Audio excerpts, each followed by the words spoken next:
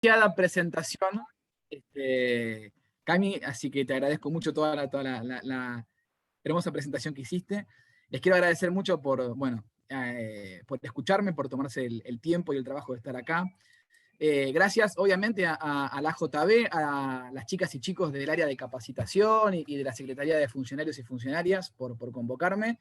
Me encanta, me pone muy contento que me hayan elegido a mí y junto nada menos que a Leticia para charlar un poco del lenguaje claro, ¿no? O sea, me pone muy contento participar en lo que es la reforma judicial, estas charlas, este ciclo de charlas, y puntualmente en un tema que muchas veces por ahí dejamos en el tintero y es un tema que es realmente fundamental en tanto sabemos que el lenguaje crea sentido y es absolutamente necesario un lenguaje claro para conectar al Poder Judicial, a todos los poderes del Estado, pero bueno, en lo que más nos interesa a nosotros, conectar al Poder Judicial con la comunidad, que en definitiva es la destinataria de nuestras resoluciones, ¿no es cierto? Es decir, esta exposición parte siempre de la base de que todas las decisiones que tomamos las juezas y los jueces están orientadas a ser comprendidas por la comunidad y no por personas en general con conocimientos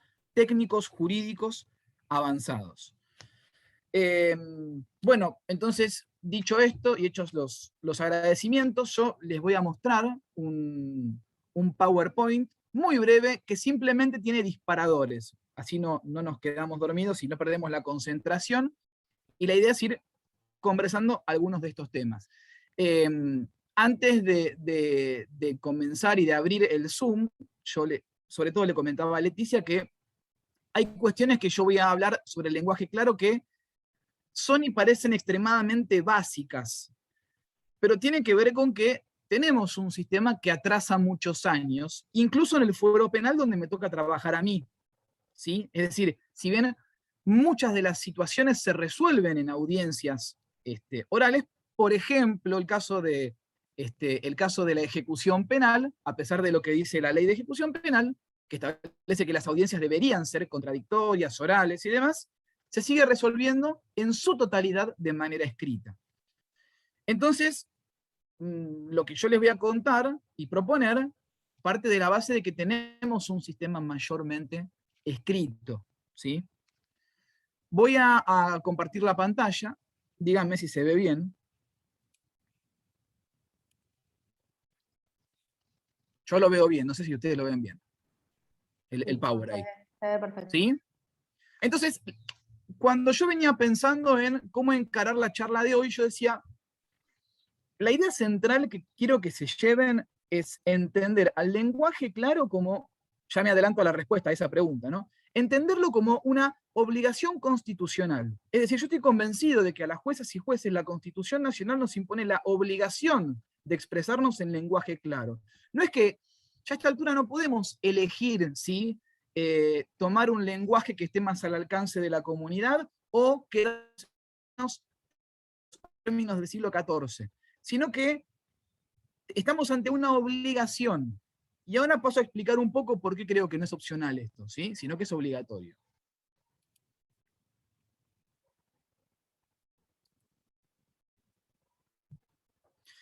Precisiones técnicas, ¿no es cierto? Conforme al principio republicano de gobierno, todos los poderes del Estado, entre ellos el Poder Judicial, está obligado a fundamentar absolutamente todas las cosas que decide. ¿Sí? Esto no es nada para del gobierno, de los poderes públicos, tienen que tener una adecuada fundamentación. ¿Sí?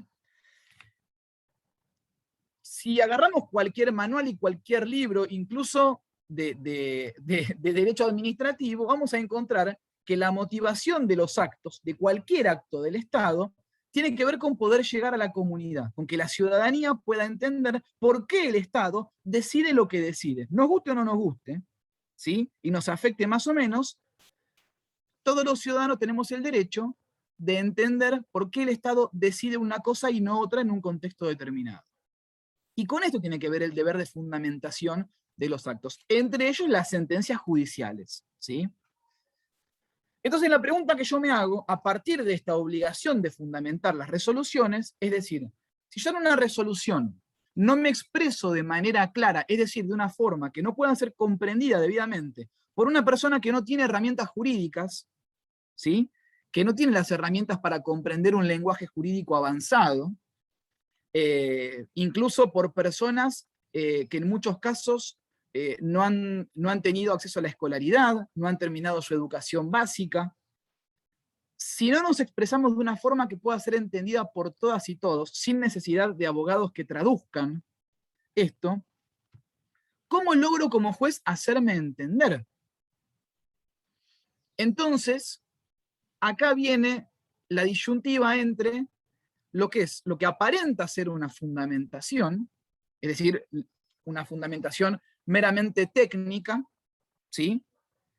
Que relate una serie de elementos o situaciones por las cuales un juez o una jueza llega a una conclusión y resuelve algo, ¿sí? Y la fundamentación en lenguaje claro. Entonces, ¿qué es lo que yo infiero de esto? Si no se expresa en lenguaje claro una resolución judicial, la fundamentación, por más que sea técnica, aparenta ser una fundamentación.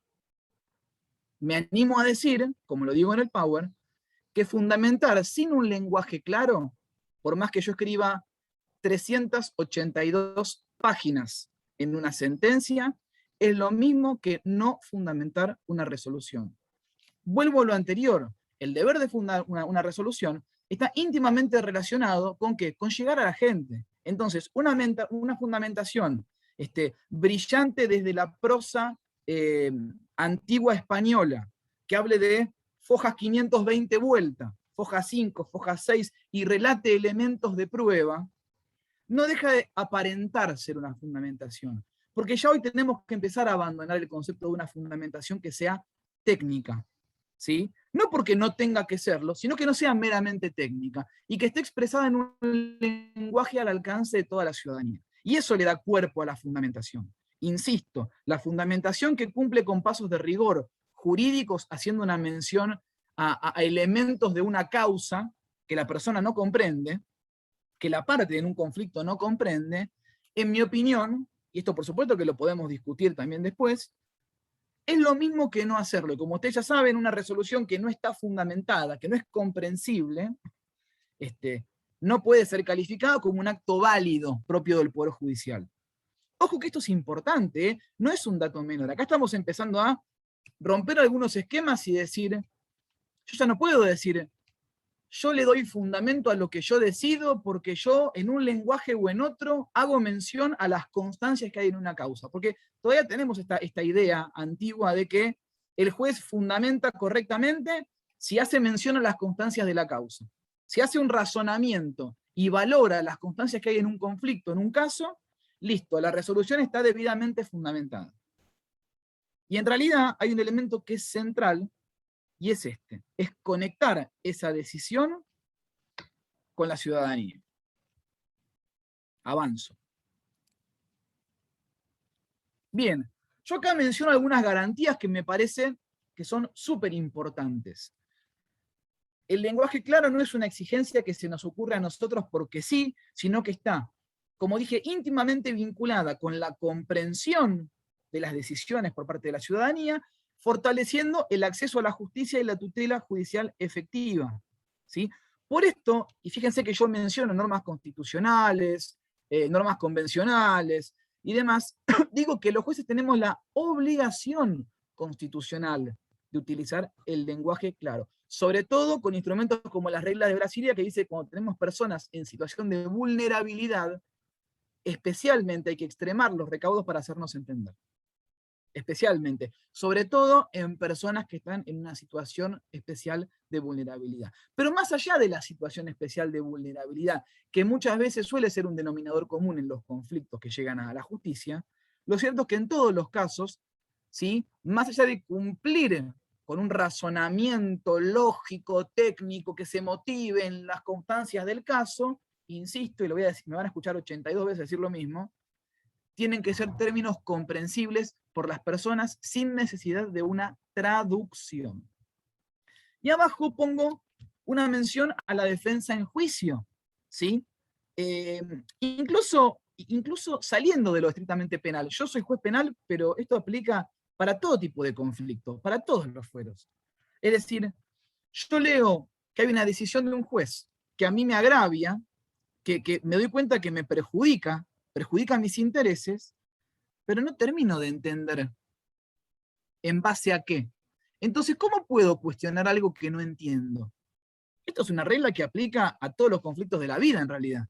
Pero si a mí, la autoridad judicial, me está resolviendo algo que me perjudica, y no entiendo, no termino de entender por qué me están decidiendo esto, ¿sí? O cuál es el razonamiento, ¿cómo hago para defenderme? Entonces pierde mucha nitidez, ¿qué cosa? Nada menos que la garantía de defensa en juicio. Otro elemento más, junto con el acceso a la justicia y con la tutela judicial efectiva, que nos hace decir que el Poder Judicial tiene la obligación específica de pronunciarse en lenguaje claro. Obviamente que en el procedimiento escrito y en el marco de la oralidad. Bueno, esta es la conclusión que yo les adelanté en un principio, ¿no es cierto?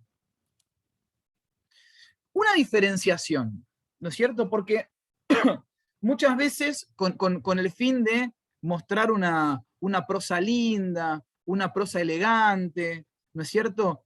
Tratamos de buscar formas rebuscadas de decidir los conflictos, ¿no es cierto? Entonces me pareció interesante armar como dos conceptos que, insisto, chicas, chicos, también los podemos discutir después, ¿eh? Son ideas que les traigo yo.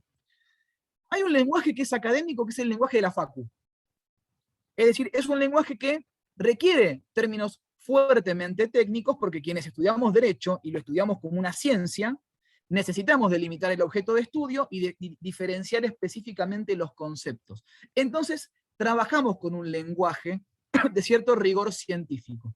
Yo acá escribí lenguaje académico, orientado a quien estudia el derecho como ciencia, textos de universidad que contienen términos técnicos y específicos que permiten distinguir a una persona, una situación, un objeto o un acontecimiento relevantes para la ley y hacen fácil su comprensión como objeto de estudio. Pero esto, claro, entre personas que se dedican a estudiar al derecho como una ciencia. Es decir, que tienen una serie de conocimientos técnicos y tienen que tener una precisión conceptual. Entonces necesitan conceptos técnicos precisos y ese lenguaje técnico se admite. Pero otra cosa es el lenguaje judicial, porque el lenguaje judicial tiene como destinataria a la comunidad. Entonces, no hablamos de una forma esencialmente técnica. Todo lo contrario, eso no quita que en casos puntuales no haya que remitirse a conceptos técnicos. A veces para resolver un caso y explicar por qué una situación está comprendida por una ley y no por otra, tenemos que recurrir a conceptos técnicos, normativos.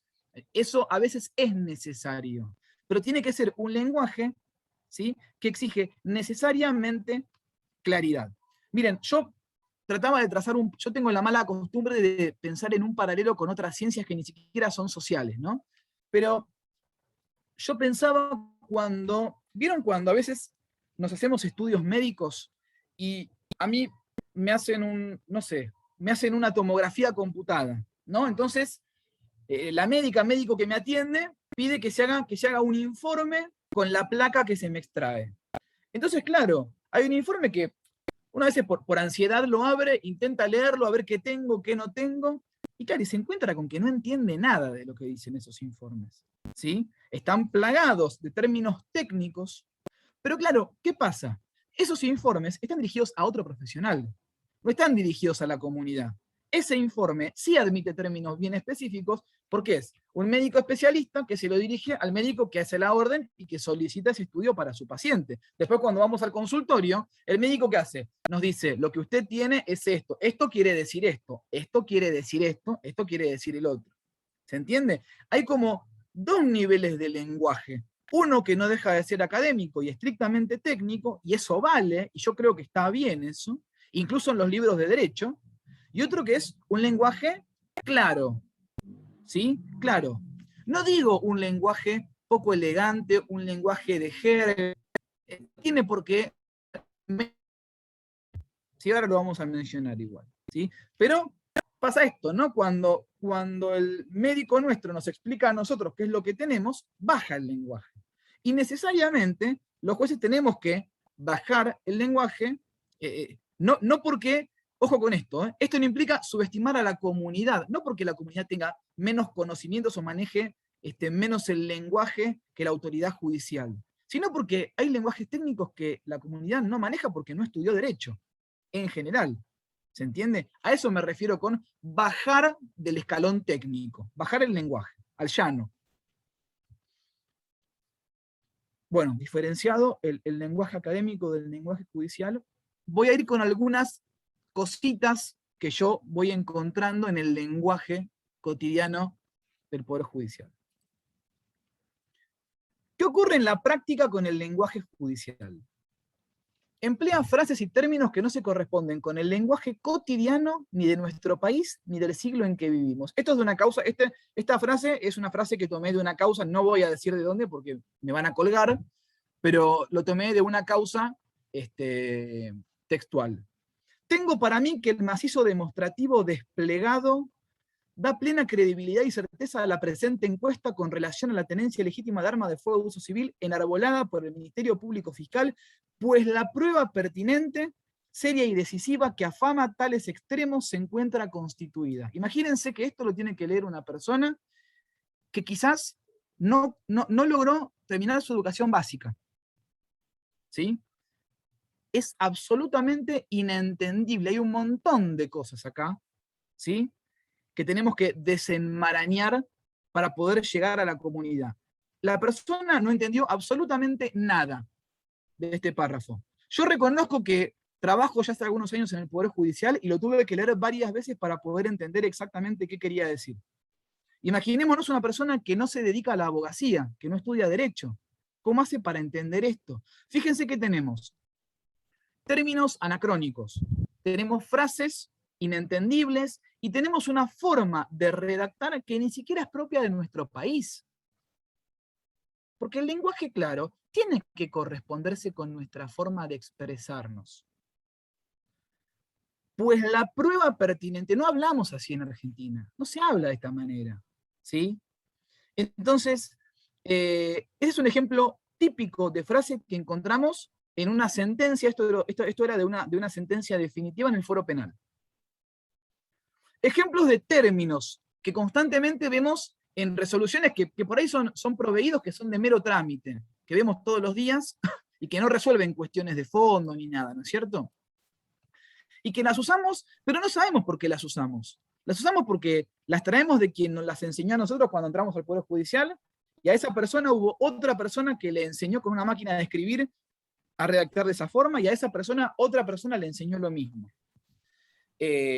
Ejemplos de términos: fecho, fojas, autos, marras, enjaretado, incusado, incuso, comparecencia, judicatura, líbrese.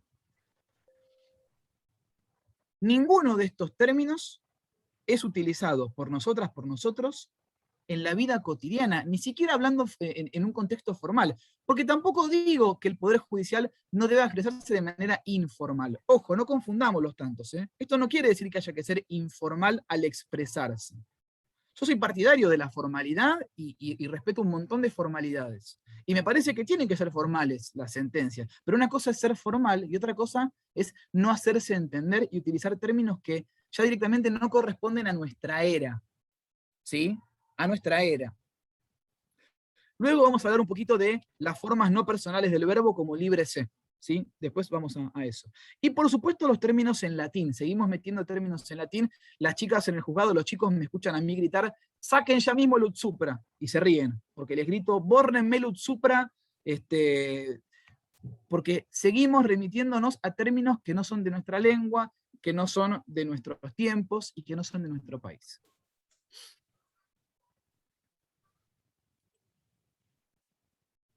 Esto es re importante. Nos expresamos en tercera persona. Ha tomado intervención el suscripto. Esta judicatura ha resuelto. Y esto no tiene que ver con que a mí, Juan Sorrentino, me guste más que se hable dentro de las formas personales de conjugar, que se hable en primera persona. La realidad es esta. Tenemos la costumbre, y es polémico lo que voy a decir, de intentar desligarnos de la responsabilidad. de ponernos de frente a la comunidad. Y una forma de no estar tan de frente a la comunidad, de separarnos de la comunidad, es decir, el suscripto tomó intervención. Yo no tomé intervención. Yo que firmo un despacho, Juan Sorrentino, yo no tomé intervención. El que tomó es el suscripto. Es quien suscribe este despacho, que no soy yo, es alguien. Es alguien escindible de mí, como si fuera otra persona, una tercera persona, valga la redundancia, separable de mí. Esta judicatura ha resuelto, ¿sí? El juez se separa del órgano, no, quien resuelve es un organismo, no es una persona de carne y hueso que está resolviendo. Está resolviendo un organismo. ¿Eso qué hace? Hay que reconocer que eso nos da una sensación de protección. Y además tiende, me animo a decir, tiende a reducir nuestra sensación de responsabilidad. Es responsable el organismo. Es otra persona u otra institución la que es responsable de resolver esto. Este tribunal, este juzgado, el suscripto, no soy yo. Yo no resolví. Resuelve otro. Eso me aliviana la responsabilidad. Cuando en realidad, lamentablemente, lo que tenemos que hacer es asumir nuestras responsabilidades. Por eso lo que se aconseja en materia de lenguaje claro es emplear la mayor cantidad de veces posible la primera persona. En este caso, decidí hacer esto. En este caso, resuelvo hacer tal y tal cosa. Esto, chicas, chicos, no implica perder formalidad, no implica perder elegancia. No perdemos, no perdemos prosa, no perdemos estatus por dejar de decir el suscripto. ¿Sí? Asumimos una responsabilidad con mucha más nitidez. Eso es lo que pasa y eso es lo difícil de entender. Hoy la comunidad, más que nunca, nos necesita. Bueno, tiene que entender la comunidad que hay una persona de carne y hueso que toma las decisiones. ¿Sí? Y con esto tiene que ver, creo yo, la necesidad de abandonar el empleo tan repetido de la tercera persona, dentro de las formas personales del verbo.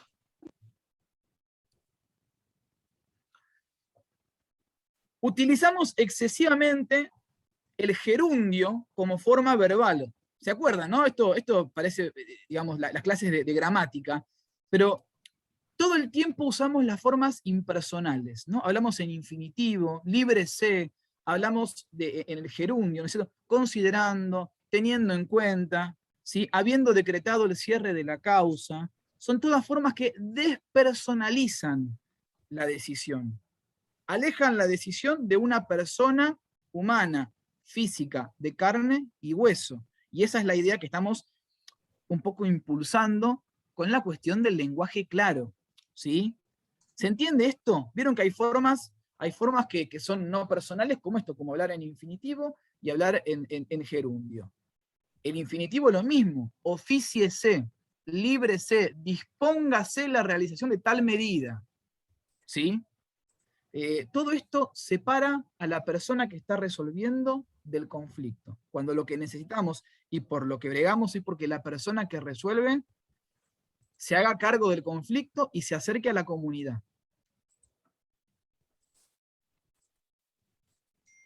¿Qué proponemos? Son algunas de las pocas ideas, porque si nos ponemos a charlar de las ideas que hay para mejorar el lenguaje, no la dejo hablar a Leticia y me quedo hasta las 4 de la mañana. Tampoco es la idea.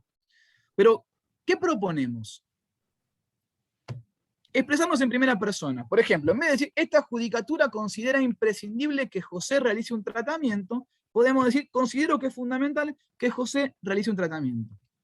Esto personaliza y acerca a la justicia. Y si ustedes se fijan, es una frase que no pierde formalidad. No pierde ningún tipo de formalidad. No paso a ser una jueza o un juez menos elegante al hablar. No pierdo mi estatus. ¿Se entiende esto, no? Y gano claridad. Yo considero, el juez me está hablando a mí. Me está hablando él. ¿Sí? Se ocupó de ver esto, se ocupó de decidir.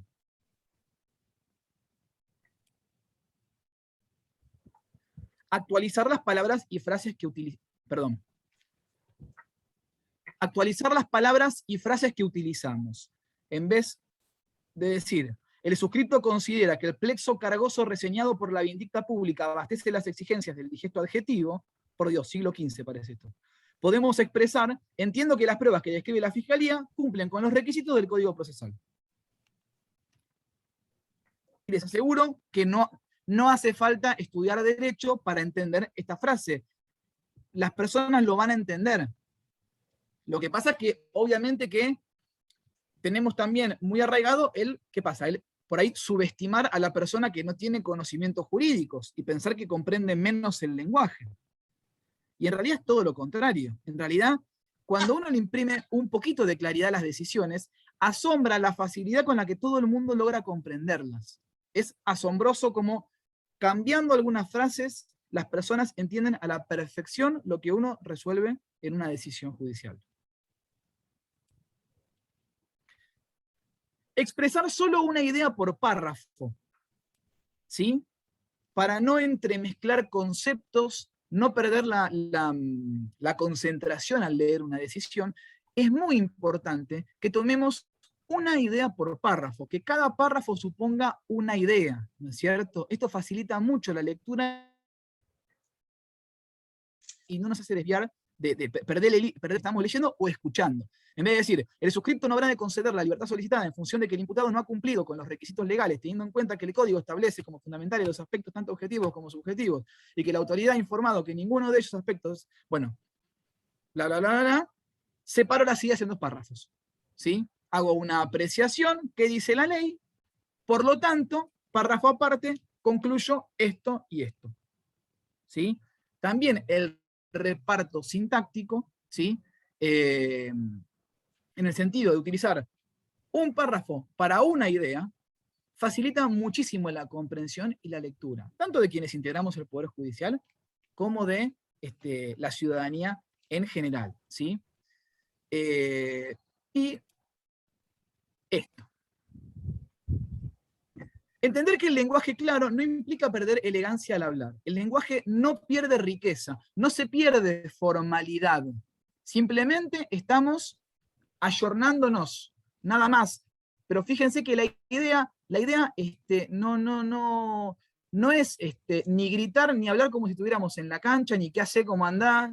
No. Es simplemente mantener términos formales, pero términos que podemos utilizar todos y comprender en el lenguaje cotidiano. ¿Sí? Digo, tenemos que terminar un poco con esta idea de que lo que hace al Poder Judicial es el estatus y es la elegancia y la prosa. ¿Sí? Hagámonos cargo de que nuestra responsabilidad es a la comunidad. Cuando yo escribo una sentencia, no la escribo para que la lea otro juez y me diga, doctor, qué elegante, qué bien lo que escribió, qué poesía. No estoy esperando que la lea un colega mío, estoy esperando que la lea la persona a la que le va a llegar lo que yo decidí, y que por dentro me va a insultar, o me va a agradecer, o estar conforme, o disconforme, o lo que sea. Pero si la persona me insulta, quiero que me insulte con fundamentos, que entienda perfectamente qué es lo que yo decidí que no le gusta. Entonces, entendamos esto. Con el lenguaje claro no nos bajamos de ningún lado, no nos estamos bajando de ningún lado, no perdemos elegancia y podemos mantener perfectamente la riqueza al hablar si queremos hablar lindo. No hace falta mantener el lenguaje vetusto del Poder Judicial. Y por último, es muy importante, no subestimemos al lector. El lector, salvo casos específicos de vulnerabilidad que es extrema, por ejemplo, niñas y niños de muy corta edad, a quienes se tiene que destinar una adhesión que sí requieren un lenguaje extremadamente básico, porque es para nenas o nenes.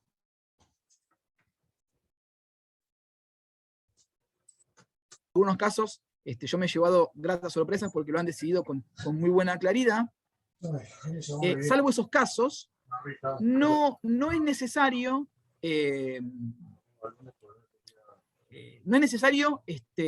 utilizar un lenguaje extremadamente básico, porque la gente entiende igual o mejor.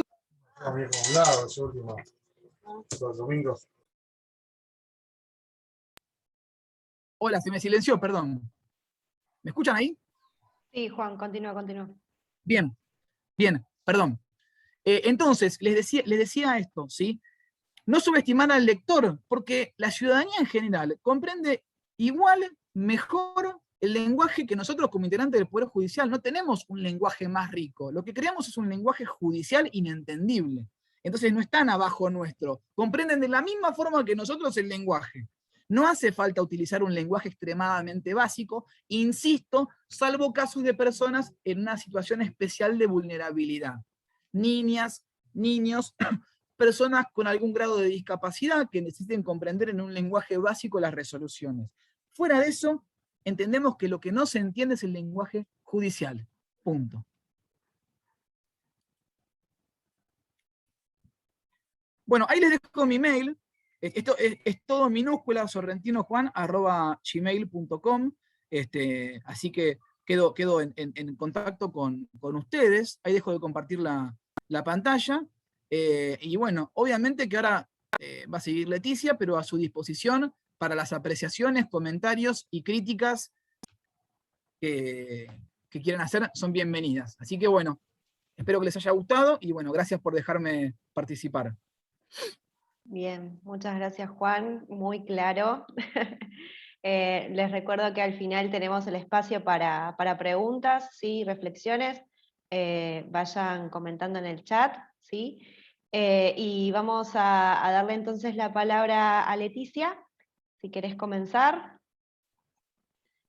Bueno, muchas gracias. Lo bueno de estos eventos, me parece a mí, y que la presencialidad a veces quita un poco, es que podemos ir como comentando en simultáneo con la persona que está exponiendo sobre lo que va diciendo. Eso me parece genial, así que Juani, si querés leer el chat, ahora te vas a divertir mucho con los ejemplos que fueron saliendo sobre lo que ibas Estoy en diciendo. eso. ¿Viste? Eso es buenísimo, eso es genial. Necesitamos en las actividades en vivo un chat que proyectemos en vivo a partir de ahora. Tendríamos que apuntar a eso, las actividades presenciales, ¿no? Bueno, yo les agradezco muchísimo por la invitación. También traje un Power, ahí les voy a compartir el link porque dentro del Power hay muchos links a otras cosas, a charlas que me parecen interesantes. Ahí lo tienen para que después se lo bajen o ingresen, está en Google Docs, así que es abierto. Yo lo voy a compartir y voy a retomar algunas de las cosas que dijo Juani, porque no habíamos hablado previamente, pero pareciera que nos pusimos de acuerdo para ver cómo encarar la charla. Así que yo podría ahora partir diciendo, como conversamos antes con Juani, él se ocupó de la constitucionalidad y convencionalidad de esto, y yo voy a bajar un poquito, pero en el mismo sentido. ¿Se ve ahí ya el Power? Porque mi conexión... bien, gracias, ahí Sí. se ve. Bien, vamos a partir... Yo quería partir con esta frase que está dentro de un texto que tienen ahí en el link y que me parece central para seguir con la línea de lo que venía diciendo Juan. Hay que distinguir entre los textos difíciles de entender por su especialización y los textos confusos. Una sentencia judicial bien escrita se puebla de precisiones porque la ley delimita, pero no se convierte en un texto sobrecargado, espeso. Un texto retorcido y barroco o bien es producto de la ignorancia o la ligereza, el copy-paste, o del deseo de oscurecer el mensaje, de dificultar su comprensión. Yo voy a partir con esto que lo escribe Javier Badía, que es una persona que tiene un blog sobre el lenguaje claro en materia no solamente judicial, sino también administrativa, ¿no? En los espacios del resto de los poderes del Estado, porque siguiendo la línea final que dejó Juani sobre esto de, bueno, no se trata de perder precisión, de perder tecnicismo, sino que lo que se trata es de ser claras, claros, claris. Cuando tenemos claridad, quizás, y este es un riesgo, ¿no? Quizás cuando tenemos claridad nos demos cuenta que lo que pretendíamos decir no podemos decir. A mí me parece que también detrás del lenguaje barroco, del lenguaje hostil, por ponerle un nombre, ocultamos la falta de razones para tomar las decisiones que tomamos o para hacer las peticiones que realizamos. Ahí Agus en el chat dijo, no, muchas veces ni yo entiendo, y soy judicial y trabajo hace años, nosotros aquí hicimos un curso hace unos años sobre las reglas de Brasilia, y una de las actividades que tenían las personas que participaban en el curso era pasar un texto usual en su ámbito laboral, todas personas que trabajaban en la administración de justicia, a lenguaje claro. Y vimos que no era poco frecuente que cuando lo pasaban a lenguaje claro, decían algo distinto de lo que decía el texto en sí. Le cambiaban el sentido al texto. Porque a veces, aún para nosotros que trabajamos en el ámbito judicial, lo dijo Juan recién, yo cuando vi esta sentencia tuve que leer 2 veces para ver qué estaba diciendo. Aún para quienes trabajamos en el ámbito judicial, a veces es muy difícil comprender lo que dicen los textos judiciales. Y cuando nos dicen, mira, esto escribirlo con oraciones simples, hace varios párrafos, bueno, empezamos a escribir otra cosa. Y quería yo recordar esto, por eso decía, parece que nos hubiésemos dividido, porque bueno, Juan ya habló de la Constitución, las convenciones. Yo siempre recuerdo que las reglas de Brasilia son un instrumento vigente adoptadas por la Corte Suprema de Justicia de la Nación de nuestro país y por todos los poderes judiciales de nuestras provincias hace ya una década. Y copié estas 4 reglas en el Power porque son las más significativas con relación a la transmisión de mensaje, pero no son las únicas. Si nosotros hacemos un repaso por las 100 reglas de Brasilia, vamos a ver que la preocupación por la forma en que comunicamos es constante.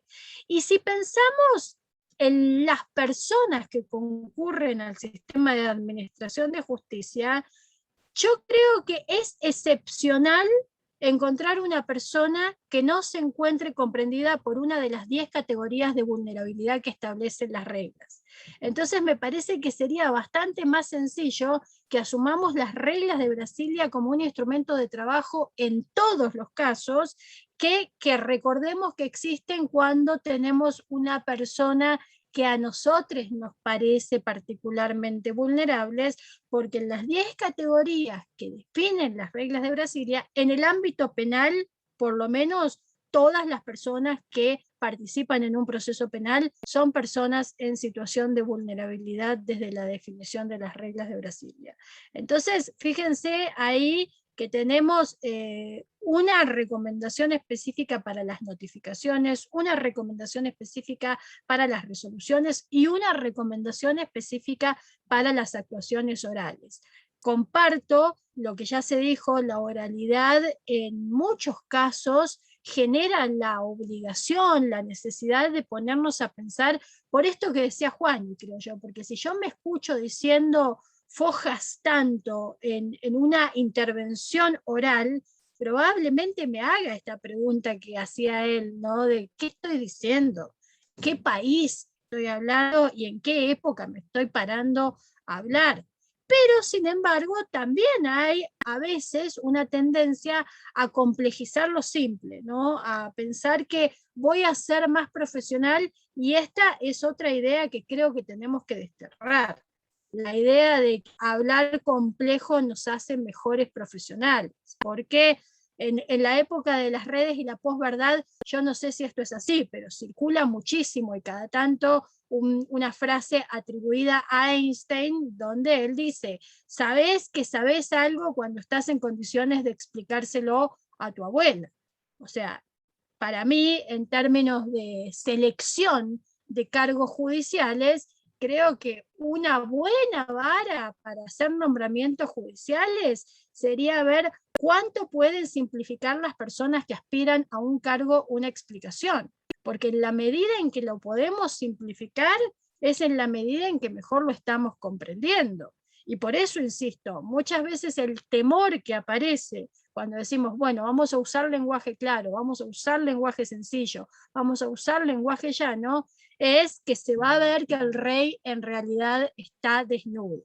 Cuando yo apelo a la grandilocuencia, partí con la afirmación de un administrativista y voy a terminar esta presentación con la afirmación de uno de los más grandes escritores argentinos, que también hace una crítica a la ampulosidad del lenguaje. Yo muchas veces detrás de la grandilocuencia lo que escondo es la nada misma. Por eso me parece a mí importante tomar esas 4 reglas como reglas básicas para el trabajo judicial. Y antes de pasar a esto, sobre todo, a mí me obsesionan, me preocupan, me dejan sin dormir las notificaciones. El instrumento de notificar es un instrumento que a veces parece más un arma de ataque contra las personas que una comunicación para que las personas sepan que tienen que hacer algo, que deben no hacer algo, que tienen que ir a algún lugar, que tienen que realizar alguna gestión. Entonces, si a mí me dieran a elegir por dónde ingresar a trabajar el lenguaje claro, diría, revisemos todos los instrumentos de notificación que utilizamos, todas las formas de notificación que tenemos y el contenido que incorporamos en esas formas de notificación en todos los ámbitos de la administración de justicia.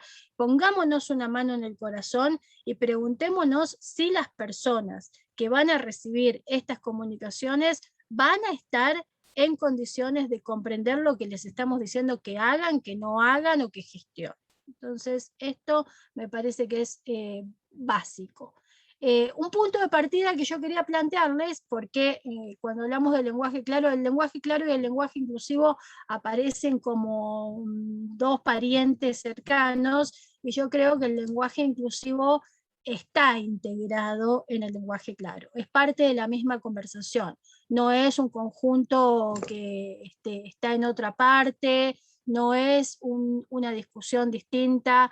Parte de usar un lenguaje claro creo que tiene que ver con utilizar un lenguaje inclusivo, y un lenguaje inclusivo en todas las formas de inclusión, un lenguaje inclusivo realizando ajustes razonables cuando tengo que comunicarle algo a una persona con discapacidad o a una persona que por su edad requiere otro tipo de comunicación del lenguaje, un lenguaje inclusivo en términos de respeto del género, cuando tengo que, esto parece que es de perogrullo, pero siempre hay que recordarlo, cuando tengo que respetar lo que la ley de identidad de género establece como obligación para todas las personas que ejercemos la función pública, en términos de respetar la identidad autopercibida de las personas, un lenguaje inclusivo en términos también comunitarios, de repente de acuerdo al lugar donde yo ejerza mi función, serán las formas específicas que se utilizan. Entonces, todo eso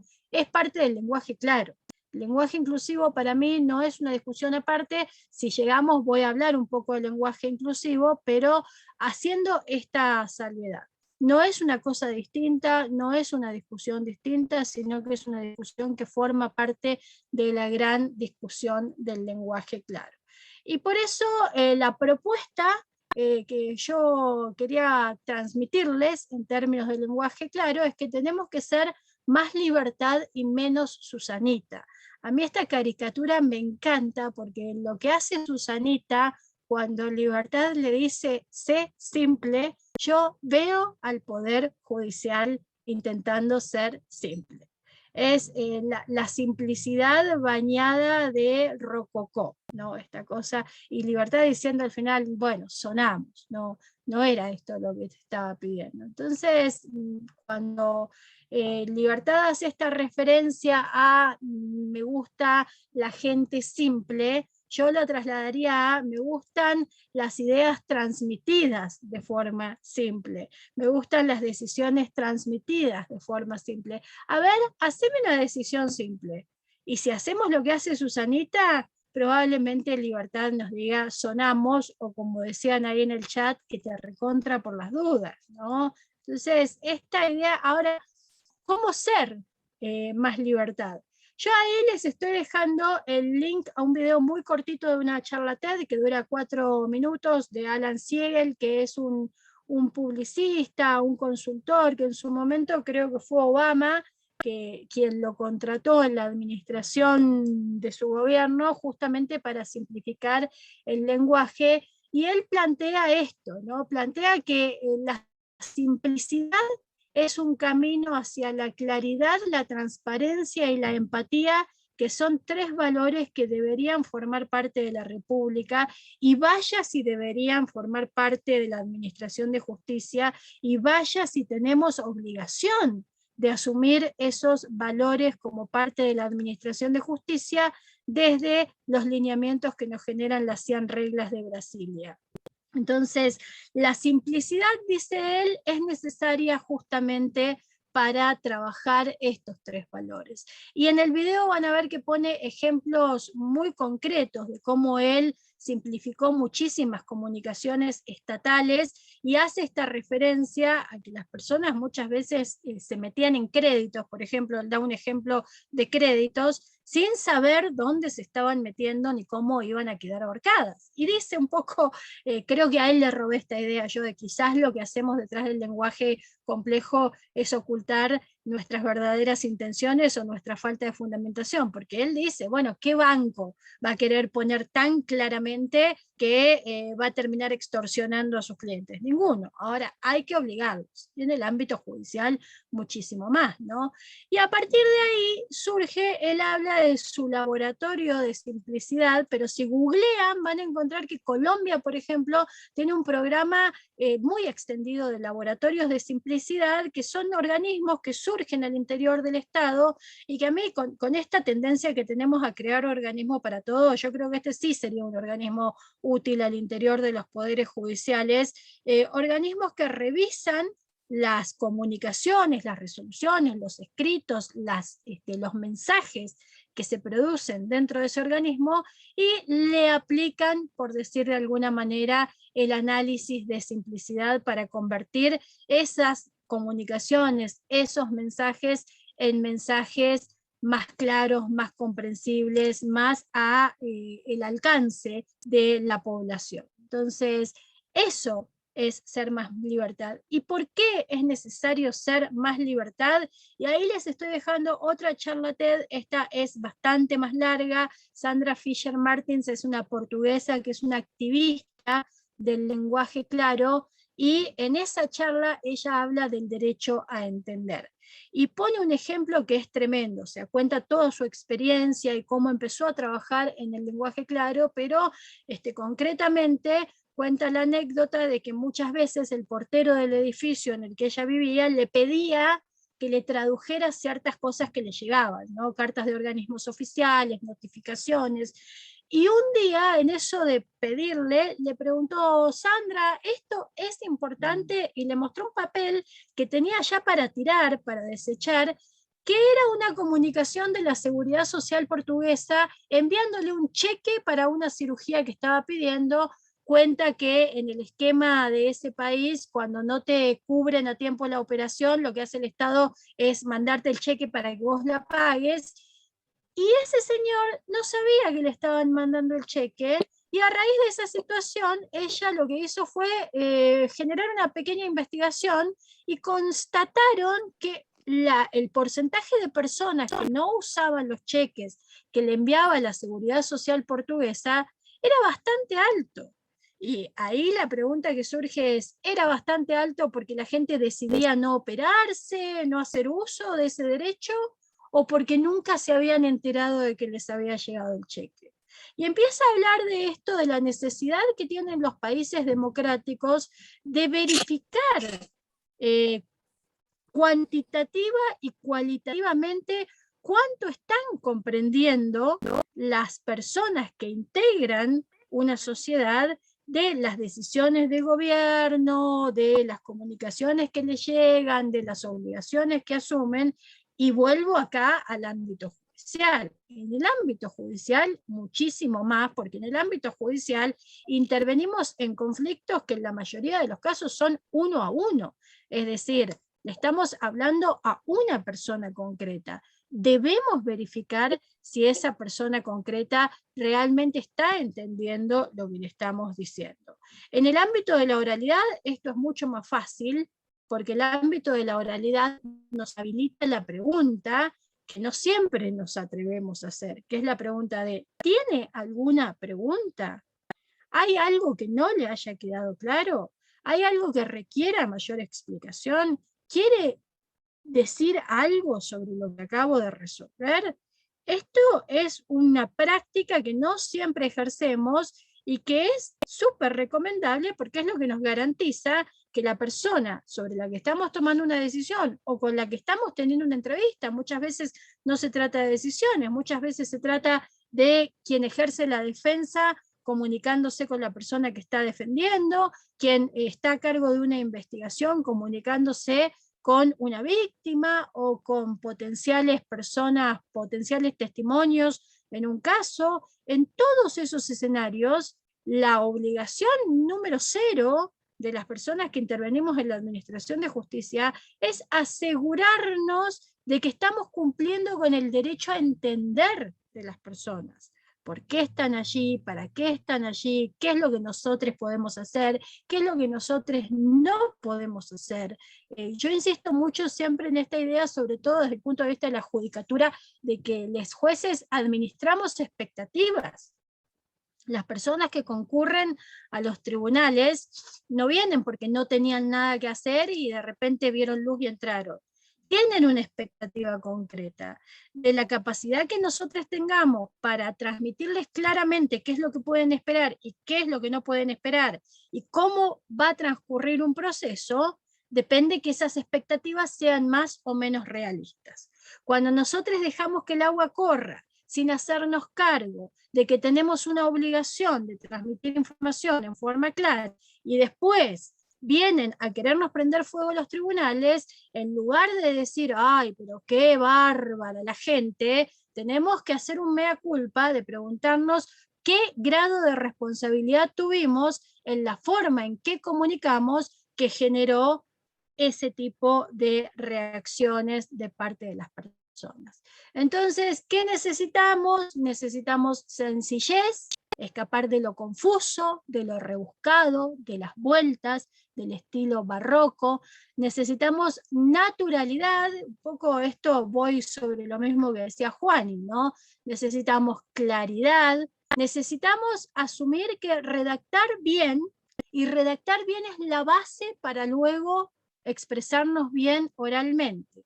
Redactar bien es construir las frases con exactitud, concisión, sencillez y claridad. Comenzar por lo más importante, usar frases cortas, usar palabras sencillas. Y decía que la base para una buena oralidad es la escritura, porque también corremos el riesgo cuando avanzamos hacia sistemas orales de creer que la oralidad es pura improvisación, que yo puedo llegar a una audiencia y decir lo primero que se me venga a la cabeza y voy a andar bien. Bueno, error garrafal, error terrible.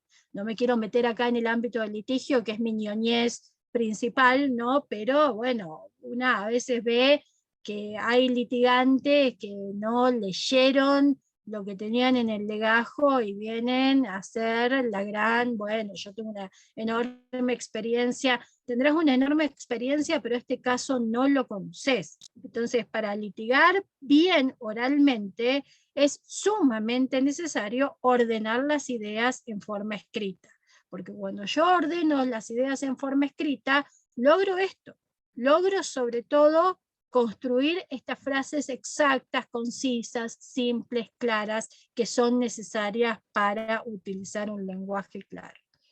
Y acá yo copié, y tienen ahí el link para el ingreso al folleto grande. Sigo mucho lo que trabaja Colombia, porque me parece que es uno de los países que más empeño le pone a esto, y tienen un folleto que habla de 10 ideas para el lenguaje claro en la comunicación estatal, y la primera parece como muy básica, ¿no? Pero yo les propondría que nos pongamos una mano en el corazón y pensemos si hacemos esto desde nuestro ámbito judicial, ponernos en los zapatos de la otra persona, pensar en el destinatario o la destinataria o la destinatarie del mensaje que vamos a comunicar, para ver cómo tenemos que comunicar ese mensaje. En segundo lugar, hacer una lista de las ideas que queremos transmitir, para no caer en esta, yo sumo a lo que decía Juani, la tendencia al párrafo, a la oración que nunca se termina y que se convierte en carillas y carillas y carillas de comas, ¿no? Entonces, ¿por qué? Porque el uso de la subordinada en el ámbito judicial es un flagelo terrible. Vino Leticia, que es jueza en Neuquén, y además da clase en La Pampa, y es hincha de River, Por eso durante mucho tiempo estuvo pensando en este Zoom, que el administrador del Zoom, en el Zoom se ve muy parecido a Lucas Prato, y está muy contenta de estar acá, y dio una charla de lenguaje claro. Cuando llegamos y dio una charla de lenguaje claro, ya nos olvidamos quién, porque le metimos tantas subordinadas en el medio de esta información que no es necesaria para la oración que queremos construir, pero que la vamos metiendo, y piensen en esto en términos de cómo citamos doctrina, jurisprudencia. Bueno, al final queda desdibujado lo que queríamos decir. Entonces, hacer una lista de las ideas que queremos transmitir es importante justamente para ver cómo las vamos a transmitir, y para el punto 3, que es organizar el texto por pasos.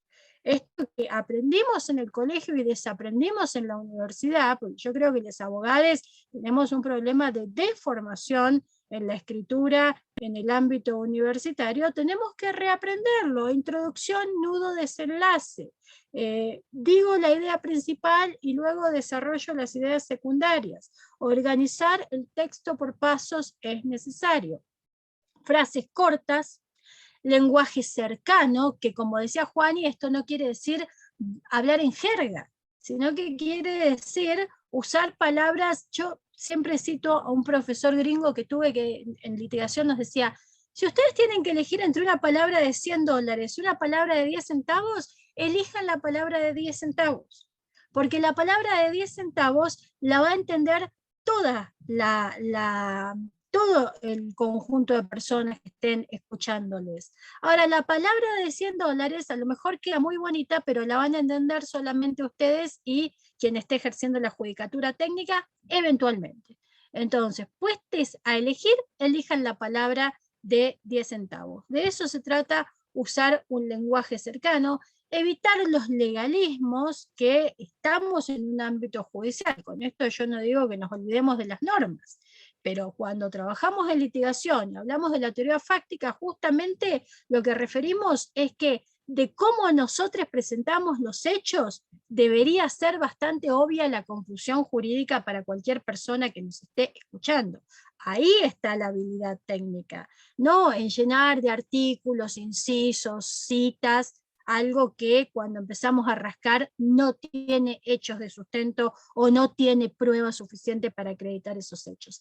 Evitar la solemnidad, pero evitar la solemnidad en estos términos que decía Juan, en términos de no es necesario que usemos un lenguaje que no es el lenguaje corriente. Yo ponía ahí en el chat: tengo para mí es como la máxima expresión de que te recibiste de judicial. Yo empecé a trabajar en el Poder Judicial ya grande, ya había pasado los 40 años, y fue la primera vez que escuché tengo para mí.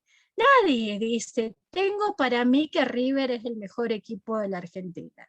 Decimos, yo pienso, yo creo, en mi opinión, desde mi punto de vista, pero tengo para mí. Entonces, ese tipo de construcciones que son parte de una jerga, hacen una solemnidad formal que no es necesaria. No abuse de las siglas, esto también es importante en los escritos judiciales y en la forma en la que hablamos también. Piense en imágenes, piense cómo esto se vería si lo tuviera que presentar en esquema, en un cuadro, en una forma distinta al uso de la palabra. Y finalmente, revíselo, revíselo y revíselo. Yo creo que esto es lo que nos evita usar lenguaje claro, que para usar lenguaje claro necesitamos una intervención sobre los textos o sobre los anuncios orales que hacemos bastante mayor que la que necesitamos para usar el lenguaje que siempre usamos, que es el lenguaje barroco y ampuloso que creemos que nos encanta a los judiciales, cuando en realidad yo creo que a cualquier juez o jueza que encontremos que haya pasado por la experiencia de escuchar un litigio con claridad, no quiere volver a lo anterior. Entonces, este mito que hemos construido, no, bueno, porque los jueces piden eso, es más mito que realidad. Y por otro lado, les dejo este texto de George Orwell, a mí me parece fascinante, y podemos ver acá cómo desde un ámbito completamente distinto, porque ya no es una entidad estatal, sino que es un escritor sumamente talentoso, nos dice lo mismo. No lo voy a leer porque quiero avanzar un poquito, pero ahí les queda el link al texto entero. Justamente critica ese texto como la complejización del debate público lo que hace es esconder lo vacío del debate público. A mí me parece increíble el texto. El otro día me hicieron un comentario en Twitter de que está mal traducido, pero aún así mal traducido, me parece que vale la pena leerlo, y da estos 6 consejos para escribir y tener certeza de que nos van a entender lo que escribimos. Finalmente quería mostrarles esto, que es mi hallazgo más reciente. Ahí en el link de una herramienta tienen el link a la página donde se puede hacer esto. Esta es una sentencia mía que tiene 54 páginas sin palabras. Son solo los signos de puntuación. Y yo estoy muy feliz con esto porque me permite contar las comas, ¿no? Estoy bastante orgullosa yo de este panorama, porque no veo que haya muchas subordinadas. Aparecen comas, pero creo que aparecen más puntos seguidos. No dividen párrafos esta herramienta, así que por supuesto no se ve la división que proponía Juani y que yo trato de seguir de una idea, un párrafo. Juro, Juani, que está así la sentencia, pero agarren un texto judicial y métanlo ahí. Yo ayer estuve todo el día boludeando a la tarde, puse varias acusaciones, era como el festival de la coma. La coma es terrible en el mundo judicial. Y cuando vemos estas cosas, nos damos cuenta. Entonces, les dejo esta herramienta para que se entretengan. Ya me queda muy poquito tiempo, así que brevemente sobre el lenguaje inclusivo, yo quería recordar esto. Les recomiendo mucho, y les estoy dejando al final en los links al podcast de estas 3 genialidades de la gramática y el lenguaje, que se llama Hablando Mal y Pronto, que tienen 4 podcasts específicos sobre el lenguaje inclusivo. Me parece importante recordar que este no es un debate nuevo, que hay una persona que ya en los años 70 proponía como una forma posible de inclusión el uso de la E. Me parece importante también tener esto presente, que hay 2 ideologías vinculadas con el uso del lenguaje inclusivo. Una es la de la gramática, ¿no?, y del uso de la lengua, y otra es la de los enfoques del género. Entonces, en general, ahí en esa tabla yo pongo en verde lo que a mí me gusta, que asumo que no es lo que a todas las personas les gusta. Hay muchas personas del mundo de la lengua, muchas mujeres feministas del mundo de la lengua, que sin embargo siguen sosteniendo que no se puede incorporar la E, porque hay un conservadurismo desde el punto de vista de la mirada de la lengua, y hay voces más afines, como la de Kalinowski, que yo creo que es un genio para explicar muchísimo mejor que yo estos temas desde la lengua, y en el género sucede lo mismo. Entonces, no es un debate tan sencillo como incorporemos la E. Hay distintas formas de incorporación de la E. Una cosa es si yo la incorporo como un neutro, digamos, genero un tercer pronombre, que es lo que hacemos muchas veces cuando decimos gracias a todes. Uso el pronombre neutro para evitar el todos, todas y todes. Cuando yo desdoblo, estoy usando la E desde el género, porque estoy asumiendo que hay femeninos, que hay masculinos y que hay eventualmente personas no binarias. Entonces el desdoblamiento en 3 tiene algún sentido, no es una cuestión menor, y quizás para quienes somos cis heterosexuales nos parezca una boludez, no es mi caso, pero entiendo que por allí, para mí, que no me molesta que me digan todas, es una cuestión menor, pero para quien ha hecho todo un camino de lucha con una ley, para quien ahora ha cambiado su DNI, yo creo que en términos de lenguaje claro y de lenguaje inclusivo desde el respeto de los derechos de las personas, no es una cuestión menor.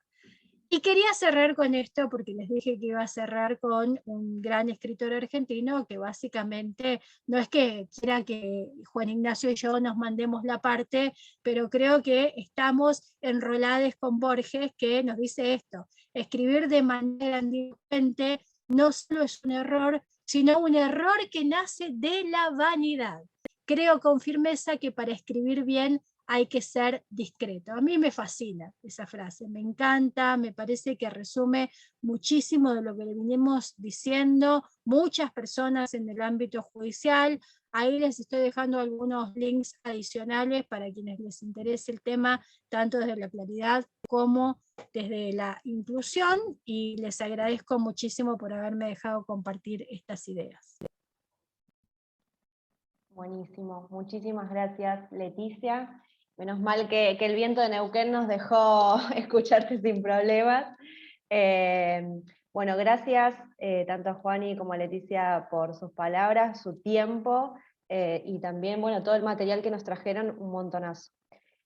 No sé si hay alguien que quiera comentar algo, que quiera tomar la palabra. Juani, si querés agregar algo.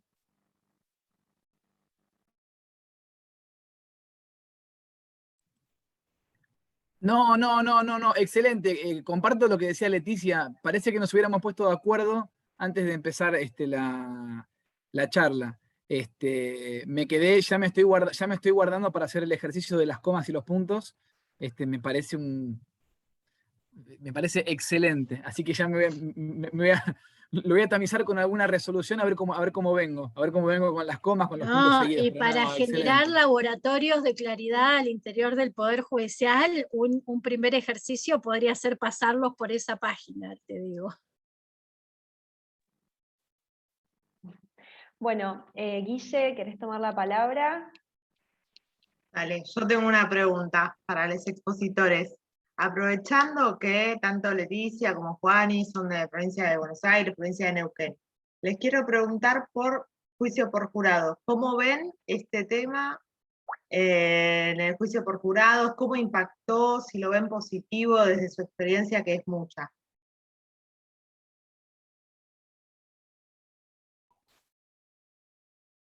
Yo, si quieren, contesto, voy a tratar de ser breve.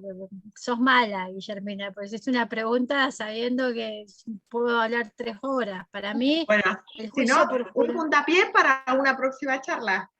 totalmente comprometidísima, pero en síntesis creo que el juicio por jurados debe ser la guía orientadora de toda la administración judicial, porque acá en Neuquén significó un cambio muy grande en la preparación para el litigio. Esto que veíamos en la recomendación 10, ¿no? De revíselo, revíselo, revíselo.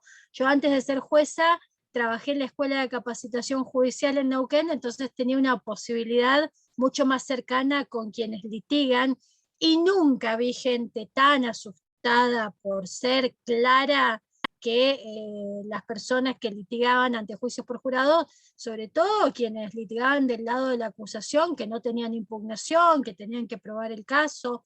Después, si quieren, yo les paso el último. A mí me parece que un ejercicio bien interesante es el último alegato de clausura. No es el último porque ya tuvimos más juicios por jurados, pero acá en Neuquén tenemos la primer condena por femicidio en un contexto no íntimo, ¿no? En una relación laboral, y el alegato de clausura del fiscal contraría un poco lo que se enseña desde los manuales de litigación, porque no es breve, no toma 30 minutos, dura casi 2 horas, pero hace un repaso tan detallado por todo lo que es importante en el caso y por cómo la legislación es importante para entender por qué en este caso hay un femicidio. Y bueno, el jurado terminó condenando por unanimidad. A mí, que defiendo la claridad, que defiendo el jurado, y que creo que cuando al jurado las cosas se le explican claramente, las entiende, las delibera y las procesa como cualquier tribunal técnico. Me parece que es un ejemplo de un ejercicio muy técnico y a la vez muy claro.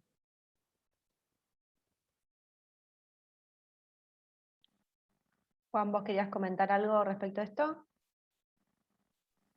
A mí de lo que yo puedo advertir en Buenos Aires, más allá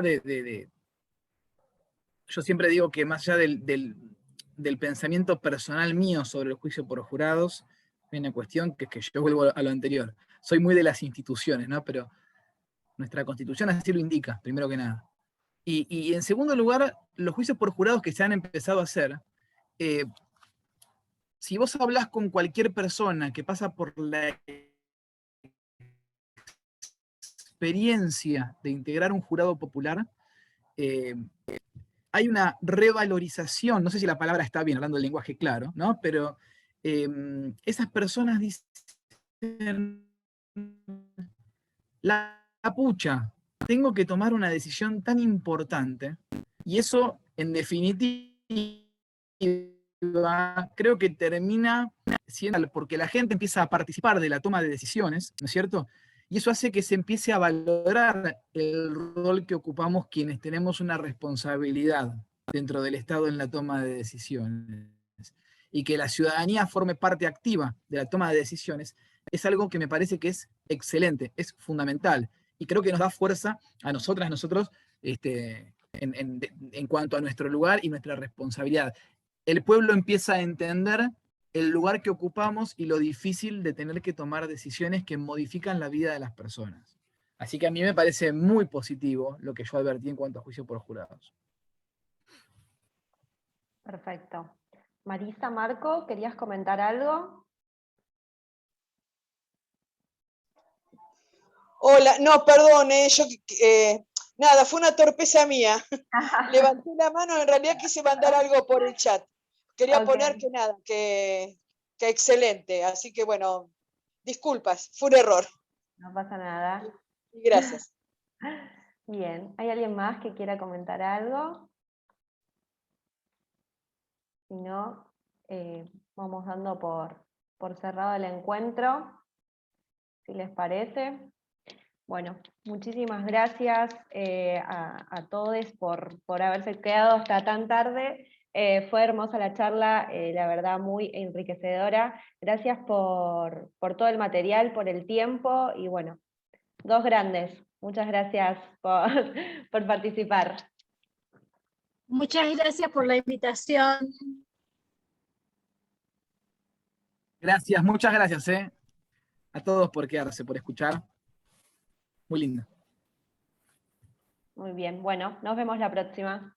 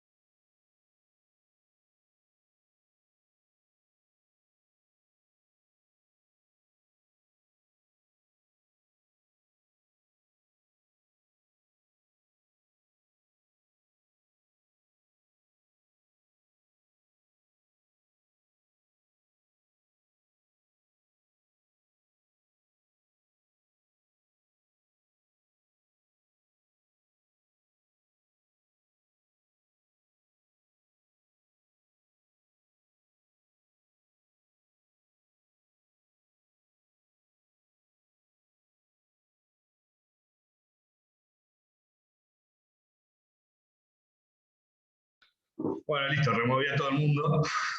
Así que, Terminá la grabación, Oster. bien, buen punto. Acuérdense de cortarla cuando la subamos.